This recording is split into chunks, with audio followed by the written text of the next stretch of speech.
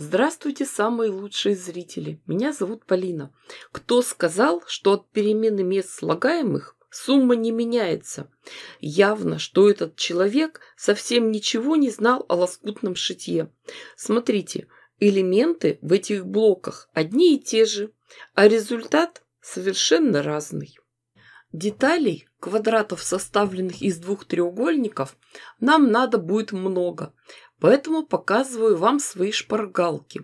С их помощью можно нашить сразу много заготовок. А сегодня поработаем с большими квадратами. По нашей задумке берем две контрастные ткани, темную и светлую. Рисуем две диагонали, а потом еще через центр проводим два перпендикуляра. Дальнейшая работа довольно простая. По обе стороны от нарисованных диагоналей прокладываем строчки. Нитки берем нейтральные, светло-серые. Строчка мелкая, крепкая. Закрепки делаем обязательно и в начале, и в середине, и в конце. Шьем сразу много, одну деталь за другой, нитки не обрываем. Прошили одну диагональ, переходим к другой. Я в своих видео показываю самые технологичные способы работы. Экономим нитки, время, силы и нервы.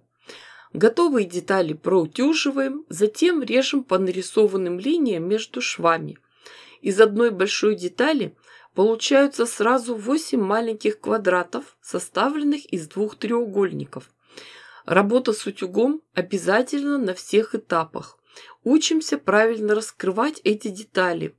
Для этого укладываем их светлой стороной вниз, а темную отгибаем наверх. Будьте очень внимательны и осторожны с диагональным швом.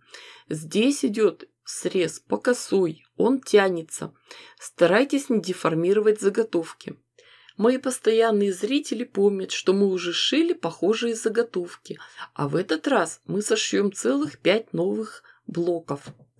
Элементы везде одинаковые, но каждый лоскутный блок единственный и неповторимый. Смотрим внимательно. Перекладываем, ищем новые интересные варианты раскладки. Ловкость рук и никакого мошенничества.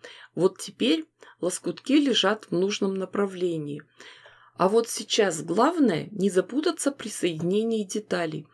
Сшивать будем колонками.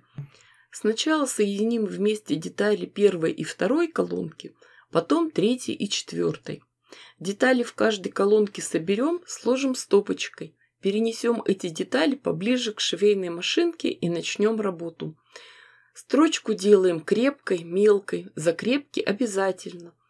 Цвет ниток нейтральный, светло-серый.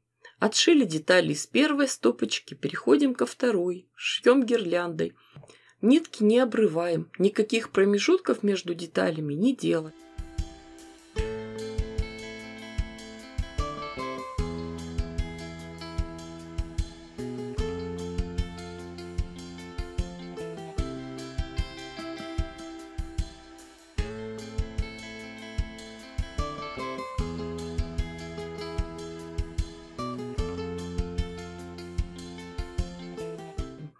Разворачиваем отшитые заготовки. Швы тщательно расправляем и подтягиваем. Можно сразу же и проутюжить. Затем переходим к соединению этих заготовок. Здесь главное не запутаться и ничего не перекрутить. Дальше мы также расправляем отшитые детали. Смотрите, какая интересная конструкция у нас получилась. Все ряды держатся на нитках, на соединительных швах. И нам остается только прошить эти соединения.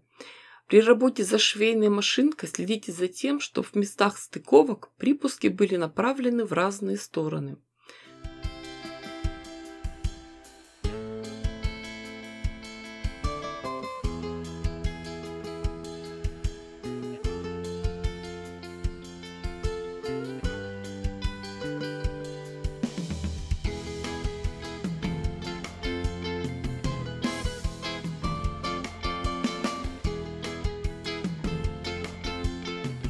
Готовое полотно надо тщательно проутюжить с паром. Хорошенечко подтягиваем и расправляем все швы. Естественно, заготовку надо укрепить. Возьмем ткань для обратной стороны, наполнитель и цветную лоскутную часть. Бэк и наполнитель должны быть немного больше лоскутного верха. Аккуратно все раскладываем, подтягиваем. Профессионалы называют это соединение сэндвич. Скалываем его английскими булавками для квилтинга. Они изогнутой формы. Сразу же наметим линии стежки. Для этого прошьем основные линии. Показываю самый главный секрет красивой стежки – это приставной столик. Нам надо, чтобы полотно лежало ровно на одной плоскости с игольной пластиной. Стежку начинаем с центрального шва. Стежку делаем в шов прямой строчкой, обычной лапкой. Когда мы прошили основные линии, можно расставить небольшие акценты, проложить параллельные строчки. Это придаст дополнительную декоративность изделию. Я сейчас осваиваю новую площадку Рутуб, и налетели хейтеры. Дурные бабы, которым в радость гадости писать. А я сразу же анекдот вспоминаю. Когда мужик хорошо погулял, потусил и просыпается утром, а рядом с ним в постели какая-то страшная баба. Он спрашивает: «Ты кто?» Она отвечает: «Я женщина твоей мечты». Он говорит: «Так я не о такой мечтал». Она: «А сбылась такая». Так что, неуважаемые хейтеры, не повезло вам. Черный список для вас всегда открыт.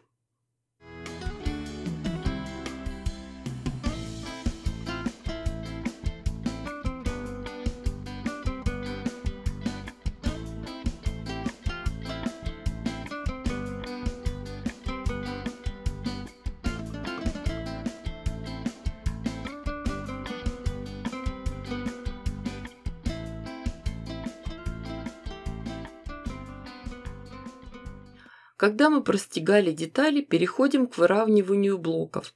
Ведь в процессе стежки лоскутная часть может растянуться или наоборот уменьшиться. Часть размера заберет наполнитель. Все хорошо промеряем и отрезаем лишнюю ткань. Размер моих блоков получился 32 на 32 сантиметра. Я уже говорила, что немного раньше я шила другие блоки. Посмотрите, какие красивые они получились. Их 12 штук. Все эти блоки уже готовые, простеганные, толстенькие. Соединять их мы будем через 2 бейки. Но это будет уже в следующих видео. Получаются такие учебные блоки. На них показываю варианты лоскутных узоров. Вы можете поставить видео на паузу и перерисовать их. А потом планирую все это соединить в одно большое лоскутное одеяло. Но это уже совсем другая история. Поэтому, кто еще не подписан, обязательно подпишитесь, чтобы не пропустить мое новое видео. Присоединяйтесь к моим группам ВКонтакте и Одноклассниках. Сейчас осваиваю и Рутуб. А мои самые свежие видео вы можете увидеть на Бусти в хорошем качестве и без рекламы. Ставьте классы, пишите комментарии. С вами была Полина. Всем пока-пока и до скорых встреч!